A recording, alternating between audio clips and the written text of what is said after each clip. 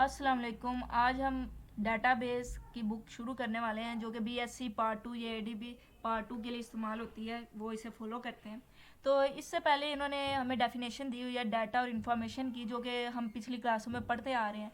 अगर फिर भी आप उसका ओवरव्यू लेना चाहते हैं या उसे समझना चाहते हैं तो मेरी प्लेलिस्ट में जाइए चैनल की, वहाँ पे इंफॉर्मेशन टेक्नोलॉजी के रिलेटेड वहाँ पर सबसे पहले जो कंप्यूटर के बाद डाटा और इन्फॉर्मेशन के डिफरेंस और मुकम्मल उनकी वीडियोज़ हैं, आप वहाँ से पढ़ सकते हैं। तो हम यहाँ से शुरू करेंगे मेटा डाटा। मेटा डाटा मतलब डाटा क्या होता है? डाटा होता है रॉ फैक्ट्स पर मुश्तमिल होता है, और डाटा हो सकता है, फाइल्स हो सकती है, ऑडियो हो सकती है, और ग्राफिक हो सकती है। अब मेटा डाटा क्या है? ये डाटा के मुतालिक डाटा, जो हमारे पास डाटा है उसके मुतालिक जो डाटा है उसे हम मेटा डाटा कहते हैं।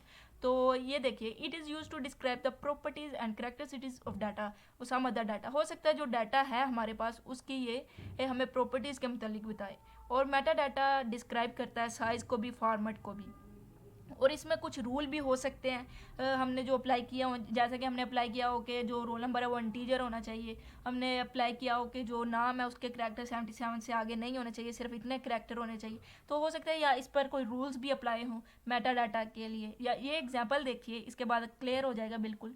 When you create a table, यानी जब हम एक टेबल को क्रिएट करते हैं जैसा कि इधर क्रिएट किया गया, you specify the data type, size, format and other concentrate for entering data in different field of the table. Field मतलब ये फील्ड नेम है। तो ये जो नीचे ऐसे कॉलम वाइज है ये फील्ड है। तो इस फील्ड में हमने जो डाटा एंटर करना होता है, इसके लिए हमने जैसा कि ये रोल नंबर, नेम, एड्रेस, ये फील्ड है। और इसके लिए हमने इसकी डाटा टाइप भी स्पेसिफाई करनी होती है। हमने इसका साइज स्पेसिफाई करना होता है। जैसा कि इधर कहा गया कि रोल नंबर है तो वो इंटीजर होना चाहिए, नेम है तो अल्फ़ाबेटिक होना चाहिए, एड्रेस है तो अल्फ़ा न्यूमेरिक होना चाहिए, इसी तरह ईमेल है तो अल्फ़ा न्यूमेरिक होना चाहिए, फ़ोन नंबर है तो अल्फ़ा न्यूमेरिक होना चाहिए, और इनकी लेंथ ये होनी चाहिए। ये तो हो गया data, roll number, name, address, email. लेकिन ये चीज़ क्या है? Data type, length, concentrate, description, ये चीज़ जो है इसे मेटा डाटा कहते हैं। यानी इस डाटा के मुतालिक ये डाटा है कि ये डाटा की डाटा टाइप कैसी हो, इसकी लेंथ कितनी हो, इसकी डिस्क्रिप्शन क्या हो, और इस पर रूल कौन से अप्लाई हो। तो इसके लिए ये इसको हम कहेंगे ये मेटा डाटा है इस डाटा का, यानी data about data is called Meta data. और ये सिर्फ एज एमसीक्यूज आएगा, ये कभी भी लोग क्वेश्चन के तौर पर नहीं आ सकता। अब हम चलते हैं file processing system. Important question है एमसीक्यूज़ के हवाले से, और वैसे भी ये क्वेश्चन आ सकता है। और ये जो सिंपल फाइल प्रोसेसिंग सिस्टम है ना, ये कंप्यूटर का पहला, कंप्यूटर बेस्ड पहला मेथड है जो बिजनेस एप्लीकेशन के लिए यूज़ होता रहा है। और ये पास्ट में बहुत सी ऑर्गेनाइजेशन है जो अपना डाटा स्टोर करती थी फाइल की फॉर्म में डिस्क पे, और data was manage using file processing system. और जो डाटा था वो मैनेज होता था फाइल प्रोसेसिंग सिस्टम से। और typical file processing system, each department in an organisation has its own set of file. यानी ये हर डिपार्टमेंट जो ऑर्गेनाइजेशन है उसका ईच डिपार्टमेंट जो है वो अपनी सेट ऑफ फाइल्स रखता था, और ये जो फाइल्स होती थी स्पेशली उसी डिपार्टमेंट के लिए होती थी। यानी एक ऑर्गेनाइजेशन है, उसके आगे कई डिपार्टमेंट है, और हर डिपार्टमेंट की अलग अलग फाइल्स होंगी और वो उसी डिपार्टमेंट के लिए होंगी। और जो रिकॉर्ड होता था, one file are not related to the record in any other file. और जो एक फाइल का रिकॉर्ड दूसरी फाइल से रिलेटेड नहीं होता था, वो रिलेट नहीं करता था, यानी अलग अलग है। जैसे कि नीचे इन्होंने एग्जांपल दी कि यूज़र है, स्टूडेंट प्रोसेसिंग सिस्टम है, तो ये स्टूडेंट फाइल है तो इसमें स्टूडेंट के मतलब डाटा है। इसी तरह इम्प्लॉय प्रोसेसिंग सिस्टम है, तो यहाँ पर इम्प्लॉय फाइल है तो यहाँ पर सिर्फ इम्प्लॉय के मतलब डाटा है। इसके बाद हम आगे जाएं तो ये है business organization have used file processing system for many year. काफ़ी साल तक जो बिजनेस ऑर्गेनाइजेशन थी वो इस फाइल प्रोसेसिंग मेथड को यूज़ करती रही है। बट यूज़ करती रही है इसका मतलब ये अब नहीं होता, अब इतना ज़्यादा नहीं होता। But this system has many disadvantages, लेकिन इसके कुछ नुकसानात हैं, मैंने नुकसानात हैं, तो जिसकी वजह से इसको फिर यूज़ करना कम कर दिया गया। लेकिन वो नुकसानात क्या हैं वो हम आगे पढ़ते हैं।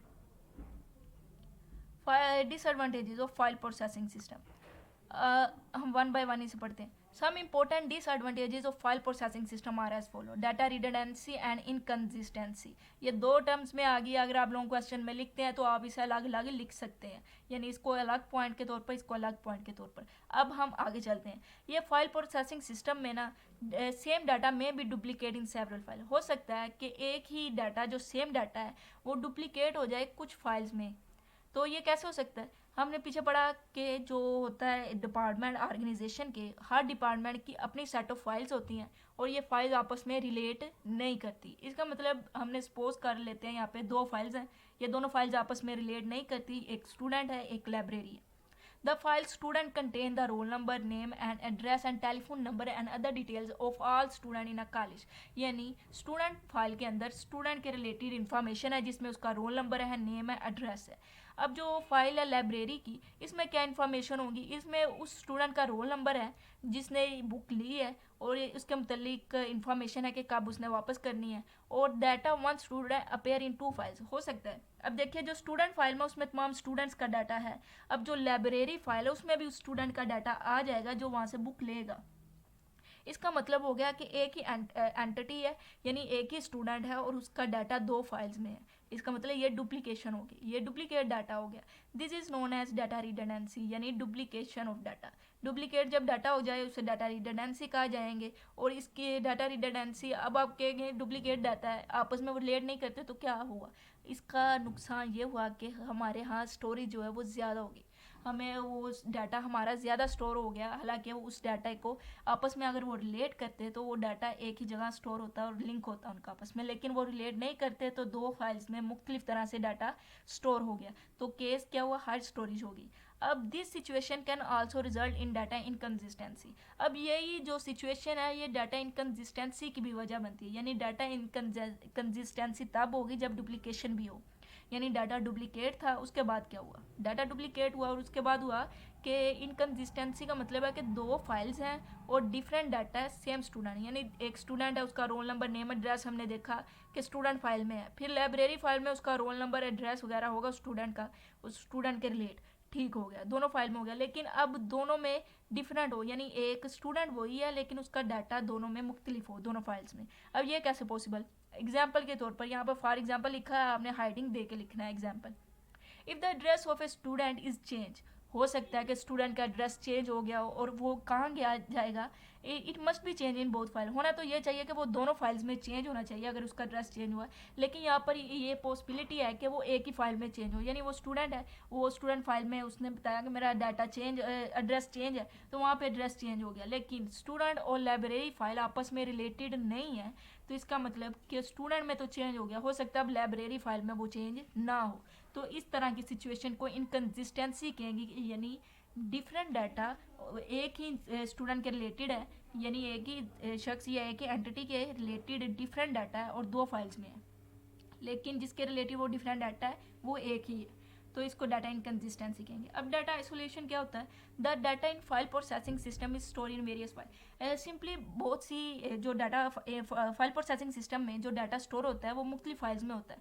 ये बहुत डिफिकल्ट हो जाता है कि हम एक एप्लीकेशन के लिए या अपनी एक ज़रूरत के लिए एक जो हमने तरतीब देनी है प्रोग्राम्स की वो रिट्राइव करना मुश्किल हो जाता है। फॉर एग्जाम्पल यहाँ पर इन्होंने दे दिया है कि स्टूडेंट ईमेल जो है वो स्टोर होंगे स्टूडेंट फाइल में, और इसी तरह जो फ़ी इंफॉर्मेशन वो स्टोर होगी फ़ी फाइल में। अब ये मुश्किल है कि हम फ़ी फाइल्स और स्टूडेंट का ईमेल है उन दोनों को निकालें और एक फ़ाइल बनाएं और उसके ज़रिए हम उनको मैसेज भेजें कि आपकी फ़ी की जो डेट है वो ओवर होनी है या हो चुकी है। तो इस तरह का जो हमने प्रोग्राम बनाना या इस तरह की फ़ाइल क्रिएट करनी हमारे लिए मुश्किल हो जाती है, इसे डाटा आइसोलेशन कहते हैं।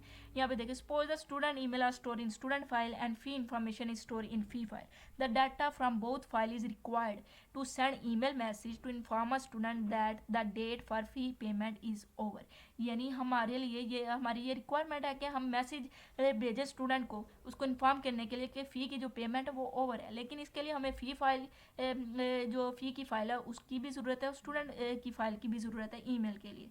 तो file processing system is difficult to generate such type of list from multiple files, यानी इस तरह की जो लिस्ट हमने बनानी है मुख्तलिफ फाइल से डाटा लेकर वो हमें अलो नहीं है फाइल प्रोसेसिंग सिस्टम में, ये डिफ़िकल्ट है बहुत ज़्यादा, ये भी इसका डिसएडवांटेजेस हो गया। अब हम चलते हैं इंटीग्रिटी प्रॉब्लम्स। इंटीग्रिटी मीनेबिलिटी and accuracy of data. The यानी जो डाटा स्टोर है उस पर कुछ किस्म के रूल्स अप्लाई हों और वो रूल्स वो फॉलो करे। जब भी कोई इंसान, जब भी कोई यूज़र उसमें डाटा एंटर करे तो वो फाइल प्रोसेसिंग सिस्टम वो रूल बताए कि आप आउट ऑफ रूल जा रहे हैं। तो इस तरह की कोई भी हमें अपॉर्चुनिटी नहीं मिलती फाइल प्रोसेसिंग सिस्टम में। यानी अगर आपने, जैसा कि हम कहें कि अगर कोई रोल नंबर है तो वो 1 से 100 तक जाए, लेकिन अगर कोई उसमें 1000 भी इनपुट करवा रहा है तो फाइल प्रोसेसिंग सिस्टम उस पर कोई भी